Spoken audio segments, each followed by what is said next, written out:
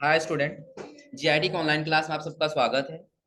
और आज की क्लास में हम जानेंगे कि अगर जो प्रोसेसिंग डिवाइस हम लोग आते हैं तो उसके हम लोग तीन पार्ट्स पढ़े थे। एएलयू, एएलयू के बाद हम लोग पढ़े थे क्या, सीयू, और सीयू के बाद हम लोग पढ़े थे ईएमयू। तो आज हम लोग को जानना है ईएमयू के बारे में, मेमोरी यूनिट के बारे में। इतना क्लियर है ना? क्योंकि हम लोग पढ़े थे जो सीपीयू होता है, सेंट्रल प्रोसेसिंग यूनिट, ये हमारे कंप्यूटर का ब्रेन होता है। कंप्यूटर का क्या होता है? ब्रेन। और इसके तीन पार्ट होते हैं, एएलयू, सीयू और ईएमयू। एएलयू का वर्क होता है क्या, कल कैलकुलेशन करना, अंक गणितीय कोई काम करना तो वो कौन करेगा? एएलयू करेगा। और किसी भी डाटा के प्रोसेस को जो कंट्रोल करना है तो कंट्रोल करने का काम कौन करेगा? पढ़े थे लोग ना? और ईएमयू का काम है डाटा को स्टोर करना। डाटा को क्या करना? यदि आप देखें तो यहाँ पे दिखाई दे रहा है, सबसे पहले कह रहा है कि मेमोरी यूनिट ऑफ कंप्यूटर। सबसे पहला क्या दिया? एचडीडी। एचडीडी का पूरा नाम होता है हार्ड डिस्क ड्राइव। एचडीडी का पूरा नाम क्या होता है? Hard disk. अगला दिया कौन सा? एसएसडी। एसएसडी का पूरा नाम होता है सॉलिड स्टेट ड्राइव। क्या होता है? Solid state drive. अगला क्या दिया है? फ्लैश ड्राइव, और इसका दूसरा नाम पेन ड्राइव होता है। दूसरा नाम क्या होता है? Pen drive. अगला दिया है सीडी या डीवीडी। क्या दिया है? सीडी या तो डीवीडी। तो सीडी का पूरा नाम होता है कॉम्पैक्ट डिस्क। क्या होता है? Compact disc. और जो डीवीडी दिया है इसका होता है डिजिटल वर्सटाइल डिस्क। क्या होता है? Digital versatile. हाँ, सीडी और डीवीडी में अंतर होता है। किसमें किसमें? हाँ बस, अब ऐसा नहीं, इसके साइज का डिफरेंट होता है। साइज सेम रहेगा, दिखेगा आपको सेम ही, बट इसमें स्टोरेज की अंतर रहता है। स्टोरेज का मतलब समझ रहे हैं ना? हम लोग कोई पेन ड्राइव या कोई फोन खरीदते हैं ना, कोई कंप्यूटर का, उसमें स्टोरेज कम होता है तो किसमें स्टोरेज ज्यादा होता है। तो जो हमारा सीडी होता है, क्या होता है? सीडी मात्र 783 MB तक डेटा स्टोर करता है, उससे ज्यादा नहीं। कितना तक? 783 MB। जीबी में भी नहीं जाता, एमबी में ही रहता, उससे ज्यादा नहीं जाता। लेकिन जो डीवीडी होता है वो 4.2 GB तक डेटा स्टोर करता है। कितना तक? 4.2 GB तक डेटा स्टोर करता है। और याद रखिएगा, इसका ज्यादातर इस्तेमाल पहले के समय में किया जाता था। आ समझे ना? इस टाइम मूवी देखना है तो हम लोग फोन में डाउनलोड कर लेते हैं, और पहले मूवी देखना तो पहले जा रहे हैं, जिसका नाम क्या बोलते थे? कैसेट बोलते थे, है ना? वही, उसी का नाम है सीडी और डीवीडी। तो सीडी की स्टोरेज कितना होगा? 783 MB। और जो हमारा डीवीडी होगा उसको स्टोरेज कितना होगा? और इस टाइम इसका यूज किया जाता है, ऐसा नहीं है, इस टाइम इसका ज्यादातर यूज किया जाता है। जैसे हम लोग कोई डिवाइस खरीदते हैं ना, तो उसके अंदर उसका ड्राइवर डाल के दिया गया होता है, सॉफ्टवेयर डाल के दिया गया होता है। अगर जब भी हम एक कोई नया कंप्यूटर खरीदेंगे ना, नया कंप्यूटर, तो उसका जितने भी सॉफ्टवेयर होंगे उसी डीवीडी के अंदर डाल के दिया गया होगा। आ रहा समझे ना? ताकि अगर जो आपको उसमें सॉफ्टवेयर डालना तो आपको अलग से डालने की आवश्यकता न पड़े, आप उस डीवीडी के या सीडी के माध्यम से आसानी से डाल सकते। इतना क्लियर है ना? हाँ, लेकिन याद रखिएगा, ये जो सीडी और डीवीडी होता है ना, ये दो टाइप्स का आता है। कितने टाइप का? एक टाइप होता है कि आप सिर्फ उसमें डेटा डाल सकते हैं एक बार, दोबारा ना ही आप उसको डिलीट कर सकते हो, ना ही कोई दूसरा डेटा डाल सकते। आ समझे ना? और एक होता है कि आप उसमें जितना बार चाहे उतना बार डेटा डाल सकते हैं, और जितना बार चाहे उतना बार डेटा डिलीट कर सकते। क्लियर हो रहा है ना? तो याद रखिएगा, सबसे पहले एचडीडी का पूरा नाम क्या होता है? Hard disk drive. एसएसडी का solid state drive. Flash drive का दूसरा नाम क्या है? Pen drive. सीडी का पूरा नाम कॉम्पैक्ट डिस्क। डीवीडी का पूरा नाम डिजिटल वर्सटाइल डिस्क। क्या होगा? Digital versatile. और इसके बाद जब आगे आएंगे तो अगला कौन सा दिया है? और रोम का पूरा नाम होता है रीड ओनली मेमोरी। क्या होता है? Read only memory. और याद रखिएगा जो रीड ओनली मेमोरी में डेटा होता है ना, आप सिर्फ उसको रीड कर पाएंगे, बल्कि उसमें कुछ रीड नहीं कर पाएंगे। अब पूछिए यह क्या है? हम लोग फोन ओपन करते हैं, उस कंपनी का नाम लिखा होता है ना। अगर जो हम रियलमी का फोन ओपन किए तो उस पर रियलमी लिखा हुआ था, तो क्या हम उसको कभी एडिट कर पाएंगे? कभी भी कोई भी सॉफ्टवेयर डालिए, कभी वो एडिट होने वाला है? नहीं, क्योंकि उसमें जो अवेलेबल डेटा है हम सिर्फ रीड कर सकते हैं, पढ़ सकते हैं, ना ही उसमें कोई चेंजिंग कर पाएंगे और ना ही उसमें कुछ डिलीट कर पाएंगे। हम लेनोवो का लैपटॉप खरीदेंगे, जब ओपन करने से पहले लेनोवो लिख के आता, क्या लिख के आता है? लेनोवो। हम चाहे लेनोवो हटा करके हमारा नाम लिख के आ जाए, ऐसा पॉसिबल है? नहीं। इतना क्लियर है ना? और उसके बाद अगला दिया कौन सा? डिस्केट। याद रखिएगा डिस्केट का अब इस्तेमाल होता ही नहीं। जैसे पहले आप लोग देखे होंगे कैमरा आता था ना, तो कैमरा में इतना बड़ा सा मेमोरी कार्ड लगता था, इतना बड़ा सा मेमोरी कार्ड लगता था, उसी का नाम क्या है? और अगला दिया एक्सटर्नल एचडीडी। क्या दिया? एक्सटर्नल एचडीडी, यानी कोई हार्ड डिस्क ड्राइव ही होता है, या कंप्यूटर कैबिनेट के अंदर लगाया जाता है और एक कैबिनेट के बाहर से जोड़ा जाता है। और अगला दिया कौन सा? रैम। और रैम का पूरा नाम होता है रैंडम एक्सेस मेमोरी। क्या होता है? Random access. और याद रखिएगा कंप्यूटर का सबसे मुख्य मेमोरी, मेन मेमोरी कौन सा है? रैम ही है। अगर जो रैम नहीं रहेगा तो हमारा कंप्यूटर चलने वाला नहीं। और अगर जो कंप्यूटर का रैम भी कम है ना, तो हम कोई इस पे हैवी एप्लीकेशन नहीं चला सकते, एक साथ कई सारा एप्लीकेशन नहीं चला सकते। इतना समझा रहा है ना? क्यों नहीं चला सकते? तो एक रीजन समझ लीजिएगा। सपोज करिए कि हम कुछ कहीं जाना है, यहाँ पे हम कुछ डेटा बना लेते हैं ऐसे ही। ये एक रूट ले लिए, एक रास्ता ले लिए, दिख रहा है ना? अब इसमें हम दो पार्ट कर दिए। कितना पार्ट कर दिए? अब ये दो पार्ट क्या है? एक तो इधर से जाने के लिए हो जाएगा, आ रहा समझ में ना, और एक इधर से आने के लिए। इतना क्लियर है ना? बस टू ही लेंथ का है, याद रखिएगा। तो एक पास इधर से वाहन जा सकता है और एक इधर से आ सकता है। हाँ, अगर जो हो सकता है इधर से एक जा रहा है और किसी कारण से इधर से एक आ गया थोड़ा सा, तो थोड़ा सा स्लो होकर के दोनों चाहे तो फुटपाथ का यूज करके आसानी से क्रॉस कर सकते, ऐसा हो सकता है ना? लेकिन अगर जो एक साथ चार आ जाए तो क्या क्रॉस हो पाएगा? नहीं हो पाएगा ना? या अगर जो वहीं पे कोई बड़ी वाहन आ जाए तो क्रॉस हो पाएगा? ठीक वही काम होता है हमारे कंप्यूटर के मेमोरी के साथ, रैम के साथ। अगर जो हमारे कंप्यूटर की कैपेसिटी 2 GB रैम की है, कितने जीबी रैम की है? तो अगर जो हम एप्लीकेशन ओपन कर दिए हैं और 2 GB कैपेसिटी का 2 GB तक डेटा काम कर रहा है, तो उससे एक्स्ट्रा करने जाए तो काम करेगा? तो वही हमारा कंप्यूटर लिख के आता है नॉट रिस्पॉन्डिंग, वेट करने के लिए आ जाएगा, वेट करिए। समझ आ रहा है ना? ताकि वहां पे हमारे कंप्यूटर की मेमोरी के पास कोई कैपेसिटी नहीं है, उससे ज्यादा कोई काम नहीं कर सकता। इतना क्लियर है ना? तो याद रखिएगा अगर जो हम कंप्यूटर की मेमोरी की बात करें तो सबसे मुख्य मेन मेमोरी कौन सा होता है? रैम। और रैम अपने कैपेसिटी के आधार पे ही काम करता है। इतना क्लियर है ना? वही आप लोग देखे हैं, पहले जो फोन था उसमें रैम कम आता था, कुछ ज्यादा एप्लीकेशन डाल देंगे तो लगेगा हैंग कर। आया समझ में ना? जैसे जैसे टेक्नोलॉजी बढ़ती गई वैसे उसकी कैपेसिटी भी बढ़ता गया, बस आप जितना जो भी कुछ रखना चाहते हैं, जो भी काम करना चाहते हैं, आसानी से कर सकते हैं। इतना क्लियर है ना? चलिए अब हम पुनः वापस आते हैं अपने पेज पे। तो फिलहाल ये मेमोरी क्या, इतना तो क्लियर हो रहा है ना?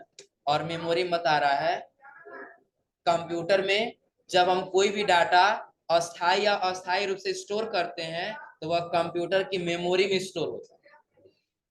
अस्थायी और अस्थायी का मतलब समझ रहे हैं ना? चाहे परमानेंट हो, चाहे हमेशा के लिए स्टोर करना, या फिर कुछ समय के लिए स्टोर करना, तो आप जिसके अंदर सेव करके रखेंगे वही आपका क्या कहलाएगा? मेमोरी कहलाएगा। और आ कह रहा है इस आधार पर हम यह कह सकते हैं कि मेमोरी वह पैलेस है जहां हम अस्थायी और अस्थायी रूप से डाटा को स्टोर करते हैं। जहां हम क्या करते हैं, किसी भी डाटा को स्टोर करना को आसानी से स्टोर कर सकते हैं, वही पैलेस हमारा कौन पैलेस होता है? मेमोरी। और आगे कह रहा है मेमोरी में स्टोर किया गया डाटा 0 या 1 के रूप में परिवर्तित हो जाता है। आप लोग बताए थे ना कंप्यूटर का लैंग्वेज क्या होता है, और बाइनरी डिजिट क्या होता है, 0, चूंकि अगर जो हम लोग कोई भी डाटा स्टोर करते हैं ना, केबी एमबी जीबी में आ जाता है। तो वही कह रहा है कि मेमोरी में स्टोर किया गया डाटा किसमें परिवर्तित हो जाता है, 0 या 1 के रूप में परिवर्तित हो जाता है।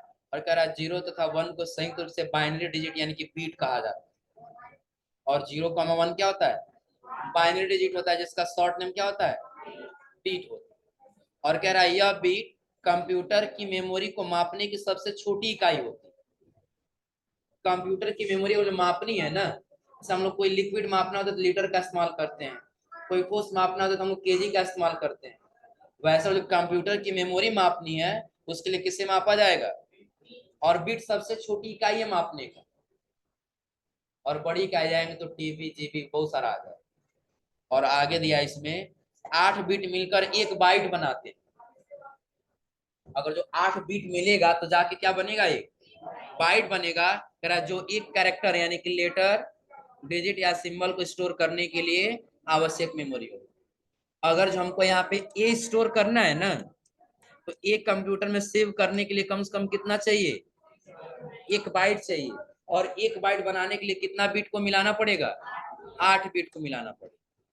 जो कह रहा है कंप्यूटर की मेमोरी को मापने के लिए विभिन्न यूनिट, निम्नलिखित यूनिट जैसे को जाएंगे आगे दिया हुआ है यहाँ पर ना। सबसे पहले दे रहा क्या, 0, जो क्या है हमारा बाइनरी डिजिट, यानी कि क्या होगा, देखिए अगर जो 4 बिट बनाएंगे तो एक निम्बल बनेगा, ये क्या बनेगा, निबल बनेगा। और अगर जो वही 8 बिट मिला दे तो क्या बनेगा, 1 बाइट बनेगा। और अगर जो 1024 बाइट मिला दे तब क्या बनेगा, 1 किलो बाइट यानी कि 1 केबी बनेगा। जो अगर हम लोग इंटरनेट यूज करते हैं ना, तो कहते हैं केबी में स्पीड दे रहा है, तो एमबी में स्पीड दे रहा है, ये कहते हैं लोग ना। तो अगर जो 8 बिट मिलेगा तो क्या बनेगा, 1 बाइट बनेगा। और अगर जो वही बाइट 1024 बार मिलाया जाएगा तो क्या बनेगा, 1 केबी यानी कि 1 किलो बाइट बनेगा। इतना क्लियर है ना। और आगे जब जाएंगे तो कह रहा है 1024 केबी, अगर जो आप 1024 केबी मिला देते हैं तो आपका क्या बनेगा, 1 मेगाबाइट यानी कि 1 एमबी बनेगा। क्लियर है ना। और 1 एमबी के बाद से अगर जो आप यही 1024 एमबी मिला देंगे तो क्या बनेगा, 1 गीगाबाइट यानी कि 1 जीबी। और 1024 जीबी जब मिलेगा तो क्या बनेगा, 1 टेराबाइट यानी कि 1। तो स्टोरेज इसका नियंत्रण समझा रहा है ना। अगर जो 8 बिट मिलेगा तो क्या बनेगा, एक बाइट बनेगा। और वही बाइट पे 1024 बार मिलाया जाए तो क्या बनेगा, 1 किलो बाइट बनेगा यानी कि 1 केबी बनेगा। और अगर जो वही केबी को 1024 बार मिलाया जाए तो 1 मेगाबाइट यानी कि 1 एमबी बनेगा। और उसी एमबी को 1024 बार मिलाया जाए तो क्या बनेगा, 1 जीबी यानी कि 1 गीगाबाइट। और वही 1 जीबी को 1024 बार मिलाया जाए तो 1 टेराबाइट बनेगा। इतना क्लियर है ना। चलिए अब ये तो रहा मेमोरी क्या है और मेमोरी का यूनिट क्या है। पुनः जब वापस आएंगे, जिसमें सबसे पहले दिया है कंप्यूटर मेमोरी को 2 भागों में बांटा गया। कितने भागों में, पहला क्या दिया है, प्राइमरी मेमोरी, और दूसरा क्या दिया है, सेकेंडरी।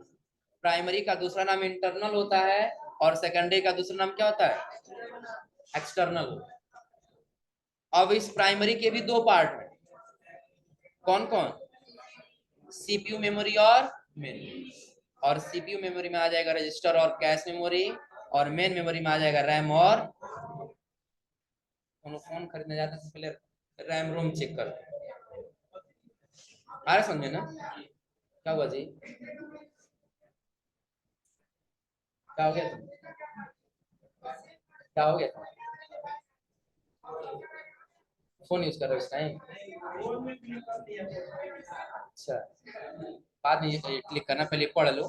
क्योंकि इसका पार्ट जो है ना नोट्स में दिया हुआ है, आप लोग ढूंढ लीजिएगा। तो सिर्फ बता ही रहे हैं ना, तो ये जब माइंड में आप अच्छे से पढ़ेंगे तभी याद रहेगा। आ रहा समझे ना, समझ लीजिए अच्छे से। देखिए मेमोरी कितने हो जाएंगे कंप्यूटर में, 2। पहला कौन सा होगा, प्राइमरी मेमोरी और दूसरा प्राइमरी मेमोरी के कितने पार्ट हैं? सीपीयू मेमोरी और मेन मेमोरी। क्लियर है ना? जिसमें दिया है रजिस्टर और कैश मेमोरी। हाँ, रजिस्टर मेमोरी का दूसरा नाम वर्चुअल मेमोरी होता है। दूसरा नाम क्या होता है? Virtual memory. और उसके पास आएंगे तो रैम, और रैम के पास क्या होता है? इतना क्लियर है ना? और उसके बाद से जब आएंगे आप सेकेंडरी मेमोरी में, तो सेकेंडरी मेमोरी आपको दिखाई देगा मैग्नेटिक टेप। पहला क्या होगा? Magnetic tape. दूसरा क्या होगा? Magnetic disk. अगला क्या दिया है? Hard disk, floppy disk. अब ऑप्टिकल डिस्क में दिया है कौन कौन सा? CD, DVD, BRD. और फ्लैश ड्राइव में दिया है कौन सा? पेन ड्राइव और मेमोरी। तो एक एक क्या हुआ? बीआरडी वही है जो एक नहीं होता है कैमरे में जो छोटा सा मेमोरी लगता था पहले, उसका यूज बहुत कम, वही। हाँ, एक एक बारे में बता रहे हैं, पहले अच्छे समझ लीजिए। सबसे पहले हम आ जाते हैं किसमें? मेन मेमोरी के बारे में। और मेन मेमोरी में सबसे पहले क्या दिया है? रैम दिया। क्या दिया है? रैम का पूरा नाम क्या होता है? Random access memory. और रोम का पूरा नाम क्या होगा? Read only. जिसमें रैम में आएंगे तो दो पार्ट, डायनेमिक और स्टैटिक। तो इसका बस अंतर, डायनेमिक रैम यूज करेंगे तो स्लो काम करेगा, और स्टैटिक रैम यूज करेंगे तो फास्ट काम करेगा, बस ये अंतर। रैम की क्वालिटी समझा रही है ना?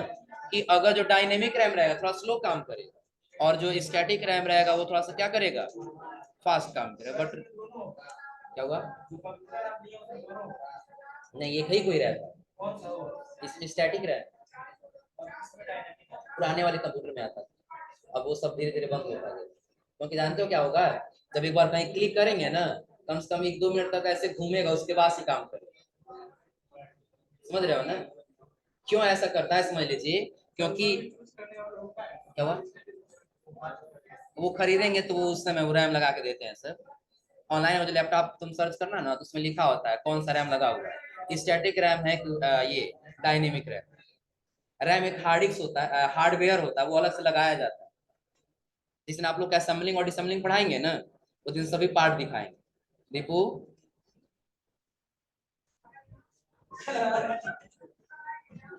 तुमको नींद आ रहा है क्या? जाओ फिजूल क्या जाओ, तो तुमको नींद आएगा।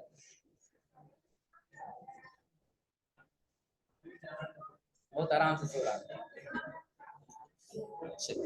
हाँ, अब इधर ध्यान दीजिए थोड़ा सा। अब आ जाते हैं हम लोग अपने मेमोरी पे। क्या दिया है सबसे पहले? हाँ, बट काम क्यों स्लो और फास्ट करता है समझ लीजिए।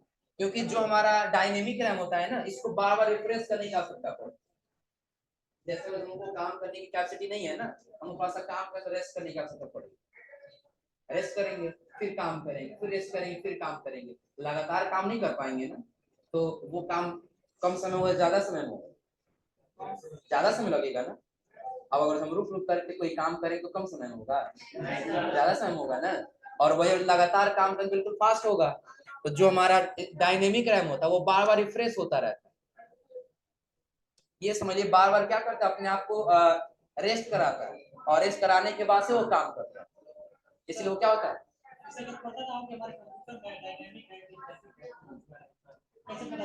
वो रैम पे लिखा होता है, रैम निकाल के देखेंगे तो या तो जब आप काम करें तो काम करने की स्पीड से ही पता चलेगा। नहीं, सेटिंग नहीं दिखा है। सेटिंग नहीं पता चलेगा डायनेमिक है कि स्टैटिक। हाँ, खोलना पड़ेगा। खोलना भी आप लोग सिखाएंगे, लेकिन आप लोग लैब में मत खोलिएगा, कहीं और खोलिए। सिखाएंगे, खोलना भी सिखाएंगे, घबराइए नहीं। आ समझ में ना? नहीं, तब नहीं सिखाएंगे, जब वहां जाकर खोलो तब नहीं सिखाएंगे। हाँ, बताएं। पहले ध्यान दीजिए, तो इस डायनेमिक और स्टैटिक का मतलब समझा रहा है ना? और वही जो स्टैटिक रैम, इसको बार बार रिफ्रेश करने की आवश्यकता नहीं होगी। जब ये रिफ्रेश नहीं होगा, यानी कि इसको रिफ्रेश करने के, रेस्ट करने के लिए कोई टाइम नहीं चाहिए, उतने टाइम वो काम करेगा ना। तो वही इसके क्या होता है? ये फास्ट काम करता है, और डायनेमिक क्या करता है? स्लो। और जब रोम में आएंगे तो रोम 3 प्रकार के होते हैं। पी रोम, ई रोम, ईपी रोम, और उसके नीचे ईईपी रोम। पी रोम का मतलब होगा प्रोग्रामेबल रीड ओनली मेमोरी। क्या होगा? Programmable read only memory. अब ये प्रोग्रामेबल रीड ओनली मेमोरी क्या है? तो इसमें अवेलेबल डेटा को सिर्फ आप पढ़ सकते हैं, कोई चेंजिंग कर ही नहीं सकते। मतलब समझा रहा है ना? लेकिन ये कब तक ऐसा रहेगा? मिटाने के लिए आवश्यकता पड़ेगी ना, तो उसी के लिए दूसरा मेमोरी बनाया गया, कौन सा? ईपी, यानी कि erasable programmable read only memory. और इरेजेबल का मतलब समझ रहे हैं ना? जिसको मिटाया जा सके, जिसको क्या किया जा सके? मिटाया जा सके, यानी कि एक बार आप मिटा करके दोबारा नया डेटा डाल सकते हैं, लेकिन एक बार उससे ज्यादा नहीं। कितनी बार कर सकेंगे? लेकिन जो दूसरा आता है, इसका पूरा नाम होता है electronically erasable programmable read only, electronically erasable programmable read only. यानी कि आप इसमें जितना बार चाहे उतना बार डेटा डालिए, जितना बार चाहे उतना बार डेटा मिटाइए। इसमें नहीं, ईपी रो में मात्र एक ही बार होगा। आप एक बार डेटा मिटा दीजिए और एक बार डेटा डाल दीजिए, उसके बाद दोबारा होगा ही नहीं। इरेज एक ही बार करेगा, उससे ज्यादा नहीं करेगा। लेकिन ये सिंगल टाइम दे रहा है ना, लेकिन ये मल्टीपल टाइम देगा, जितना बार आप करना चाहते हो उतना बार कर सकते। इतना क्लियर है ना? और उसके बाद से जब आएंगे तो रजिस्टर और कैश मेमोरी समझ लीजिए। कैश मेमोरी क्या है? हम लोग फोन ओपन करते हैं ना, फोन, या आप लोग को हिस्ट्री चेक करना कंप्यूटर का बताए थे ना, कंप्यूटर का हिस्ट्री चेक करना शॉर्टकट की भूल गया सबको? प्रॉपर्टीज जाएंगे, कंप्यूटर का हिस्ट्री चेक करना बताए थे ना, विंडो के साथ। तो ये सारा स्टोर करके रखा हुआ है ना, तो जिस मेमोरी में स्टोर करके रखा गया होता है वही हमारा होता है कौन सा? Cache memory. वही क्या होता है? एक हिस्ट्री के रूप में काम करता है, वो हमारा क्या होता है? Cache memory. और रहा बात रजिस्टर मेमोरी, जिसका दूसरा नाम वर्चुअल मेमोरी होता है। तो यह समझने के लिए ना आप लोग अगले वाले पेज पे आते हैं। दिख रहा है ना? सबसे पहले क्या दिया है? सीपीयू। और सीपीयू का ही पार्ट होता है कैश मेमोरी। सीपीयू का क्या कौन सा पार्ट होता है? और उसके बाद से रैम, और रैम कौन सा स्टोरेज होता है? प्राइमरी। और जो हार्ड डिस्क होता है ये कौन सा स्टोरेज होता है? सेकेंडरी। अब यहाँ पे आप लोग को एक चीज अच्छे से समझना हो, पता है क्या? याद रखिएगा, जो हम लोग का कंप्यूटर में जो मेमोरी होता है ना, जो रैम होता है, ये परमानेंट स्टोरेज नहीं रखता है। परमानेंट स्टोरेज का मतलब समझ रहे हैं? कि डेटा अगर जो आज आप काम कर रहे हैं तो रहेगा, और जैसे इलेक्ट्रिसिटी बंद हो जाएगा आपके कंप्यूटर में आना, वैसे वो सारा डेटा मिट जाएगा। क्योंकि वो किसके ऊपर है? चेक करने का एक तरीका बता रहे हैं, आप लोग नोट पैड ओपन करिएगा, नोट पैड पे आपको जो भी लिखना हो लिखिएगा, और डायरेक्टली कंप्यूटर को बंद कर दीजिएगा, सेव मत करिएगा। देखिए वो डेटा स्टोर रहेगा कि लॉस हो जाएगा? क्योंकि वो किस मेमोरी के ऊपर सेव है? रैम के ऊपर सेव। इतना क्लियर है ना? दूसरी चीज, और जो परमानेंट रूप से डेटा स्टोर करें वो किसके अंदर स्टोर होगा? वही एग्जांपल एक मेज को लेकर के दिया कि यदि हमको काम करना है, सपोज कि एक मेज है और दो चार रजिस्टर है हमारे पास, काम करना होगा, हम यहाँ जो नीचे एक बॉक्स जैसा अलमारी जैसा बना हुआ यहाँ से निकालेंगे और यहाँ मेज के ऊपर रख के अपना काम कर ले, हो जाएगा ना? और जब काम हो जाएगा फिर यहाँ से उठा करके हम इसके अंदर रख दें, स्टोर हो जाएगा। तो जो हमारा ये अलमारी जैसा सिंबल दिया, ये हमारा हार्ड डिस्क का काम करेगा, डेटा को परमानेंट स्टोर करने, डेटा को क्या करने के लिए?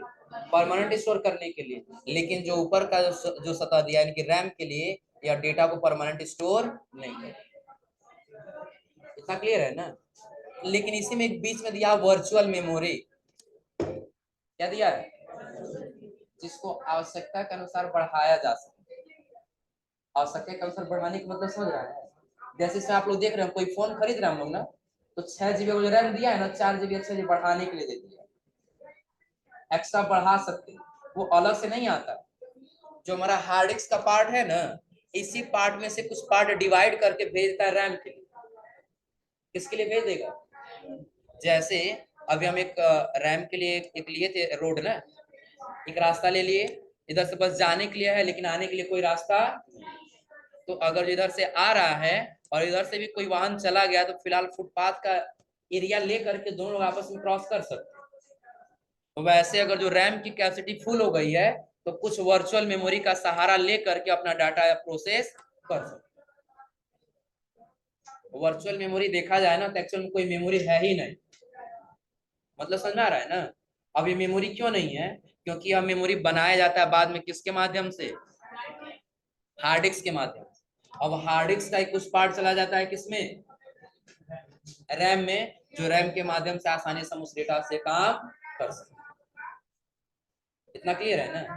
अब इसके बाद से जब जाएंगे तो दूसरा पार्ट आ जाता है हम लोग का, कौन सा, सेकेंडरी मेमोरी। कौन सा में पार्ट दिया है, और सेकेंडरी में क्या दिया है, मैग्नेटिक टेप और मैग्नेटिक। इस टाइम इसका ज्यादातर इस्तेमाल नहीं किया जाता। पहले आप लोग एक कैसेट देखते थे जिसमें रील्स लगा हुआ था, क्या लगा हुआ था, हाँ, जो ब्लैक ब्लैक सा रील लगा होता था, और जब खराब हो जाता था तो लेके खेल लेते थे लोग। पतला पतला तार जैसा निकलता था प्लास्टिक का, उसको लेके खेल लेते थे। आ रहा समझ में ना। और उसके पहले एक और आता था जो सिर्फ प्लास्टिक में जो है ना, उसमें कोई कवर नहीं लगा होता था, बस प्लास्टिक के ऊपर उस पर किया जाता था, डेटा स्टोर किया जाता था। वो हम लोग का होता था मैग्नेटिक टेप, और जो रील के रूप में आता था वो हमारा क्या होता था, मैग्नेटिक। और जब उसके नीचे आएंगे तो अगला दिया कौन सा, हार्ड डिस्क और हार्ड डिस्क क्या है, अभी भी हम लोग कंप्यूटर में जो डाटा स्टोर करना होता है ना, किसके अंदर स्टोर करते हैं, हार्ड डिस्क के अंदर स्टोर करते हैं। और उसके नीचे आप लोग को सीडी डीवीडी और ये बीआरडी वाला बताया। बीआरडी वही जो कैमरे में बड़ा सा मेमोरी लगता था, सीडी कॉम्पैक्ट डिस्क, और उसके बाद से जो डीवीडी वो क्या है, डिजिटल वर्सटाइल, और पेन ड्राइव मेमोरी आप लोग अच्छे से जानते हैं। इतना क्लियर है ना। पेन ड्राइव को डायरेक्टली हम लोग फोन में लगाते हैं, और मेमोरी को डायरेक्टली हम लोग कंप्यूटर में लगाते हैं, सही है ना।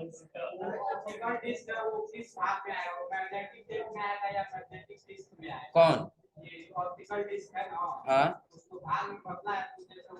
ये अलग ही पार्ट है, ऑप्टिकल अलग ही पार्ट है, सेकेंडरी का अलग ही पार्ट है। जैसे देखो, सेकेंडरी के 4 पार्ट दिया है। पहला दिया है कौन सा, मैग्नेटिक टेप, ये अलग है, और दूसरा दिया है मैग्नेटिक डिस्क, ये अलग है, और मैग्नेटिक डिस्क में आ जाएगा हार्ड डिस्क और फ्लॉपी डिस्क। और जब उसके नीचे आएगा तो तीसरा पार्ट कौन सा दिया है, ऑप्टिकल डिस्क, और इस ऑप्टिकल में आएगा सीडी डीवीडी और बीआरडी। और चौथा दिया फ्लैश मेमोरी, और फ्लैश मेमोरी में आएगा पेन ड्राइव और नहीं, इसका कोई पार्ट, हाँ वही वाला था, बस वही। हाँ अब ध्यान दीजिए, जो भी हम आप लोग बताएं ये सही है ना। पेन ड्राइव को डायरेक्टली हम लोग फोन में लगाते हैं ना, उसके लिए कोई कनेक्टर नहीं लेना पड़ता है ना, लेना पड़ता है। और मेमोरी को डायरेक्टली हम लोग कंप्यूटर में लगा लेते हैं, कोई कनेक्टर नहीं लेना पड़ता है ना, नहीं लेना पड़ेगा। हम क्या बोले हैं, मेमोरी को डायरेक्टली कंप्यूटर में लगा सकते हैं ना। कितने लोग सहमत है डायरेक्टली लगा सकते हैं, कोई नहीं है, हाँ तब सही है। याद रखिए, जो हमारा पेन ड्राइव दिया है, पेन ड्राइव को हम लोग डायरेक्टली कंप्यूटर में कनेक्ट कर सकते हैं, डायरेक्टली किस में कनेक्ट कर सकते हैं, और जो हमारा मेमोरी इसको डायरेक्टली हम फोन में कनेक्ट कर सकते हैं। लेकिन अगर यही पेन ड्राइव को अगर जो फोन में कनेक्ट करना है तो क्या चाहिए होगा, ओटीजी चाहिए होगा। और अगर जो यही हम चाहते हैं मेमोरी कार्ड को अगर जो कंप्यूटर में करना, तो उसके लिए हमको एक कनेक्टर चाहिए, इसको कॉलिडर बोलते हैं। इतना क्लियर है ना। अब इसी के माध्यम से हम क्या करेंगे, पेन ड्राइव को ऐड करेंगे कंप्यूटर में, और ओटीजी के माध्यम से ऐड करेंगे किसमें, तो मेमोरी स्टोरेज क्लियर है ना। अगर जो मेमोरी स्टोरेज पूछा जाए तो बता ले जाएंगे ना, नहीं तो पहले ये बना लीजिए आप लोग ऐसे नोट्स में इसका चार्ट,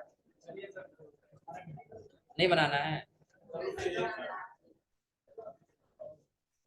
हाँ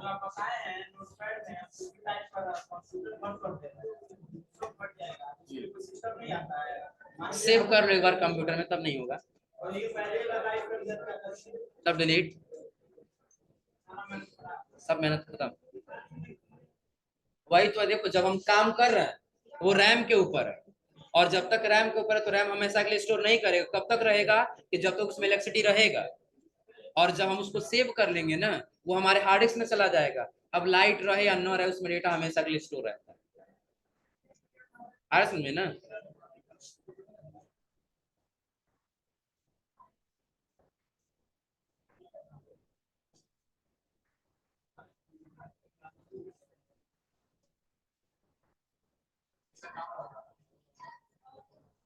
हो गया? हाँ,